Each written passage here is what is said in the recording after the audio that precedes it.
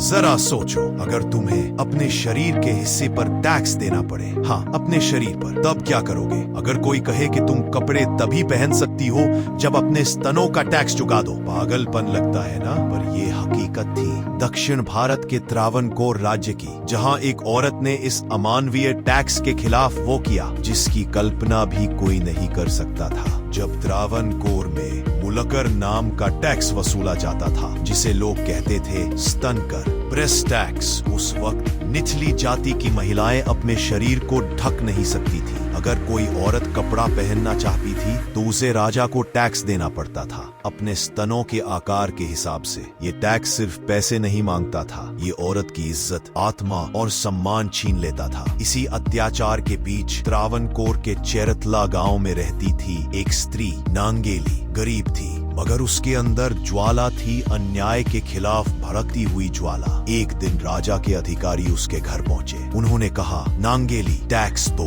ये शरीर मेरा है, इस पर टैक्स कैसे लग सकता है? राजा का हुक्म है, अगर कपड़ा पहनना है तो टैक्स देना होगा। नांगेली ने वही कर दिखाया जिसकी किसी ने कल्पना भी नहीं की थी। वो अंदर गई, एक केले का पत्ता लाकर जमीन पर रखा और सबके सामने अपने दोनों स्तन काटकर उसी पर रख दिए। खून बहता रहा और वो बोली, ये रहा मेरा टैक्स, अब जाओ। वो वही गिर पड़ी और कुछ ही पलों में उसकी मृत्यु हो गई। पूरा गांव सन्न रह गया। कहते हैं जब उसके पति चेरुकन ने ये दृश्य देखा तो उसने भी खुद को आग लगाकर जान दे दी। लेकिन नांगेली की कुर्बानी व्यर्थ नहीं गई। गांव वालों ने विद्रोह कर दिया। राजा को मजबूर होकर स्तन टैक्स खत्म करना पड़ा। धीरे धीरे पूरा त्रावणकोर आजाद हुआ इस कानून से और उस जगह का नाम पड़ा मुलाचिपारंबु, यानी वो भूमि जहाँ एक स्त्री ने अपने स्तनों की बलि दी। नांगेली की कहानी इतिहास की किताबों में नहीं लिखी गई, लेकिन लोगों के दिलों में अमर हो गई। उसने साबित किया सम्मान कोई उपहार नहीं। आज जब हम अपने अधिकारों की बात करते हैं, जब हम बराबरी की आवाज उठाते हैं, तो याद रखो कभी किसी नांगेली ने अपने खून से वो रास्ता बनाया था जिस पर आज हम सिर ऊंचा करके चल पाते हैं।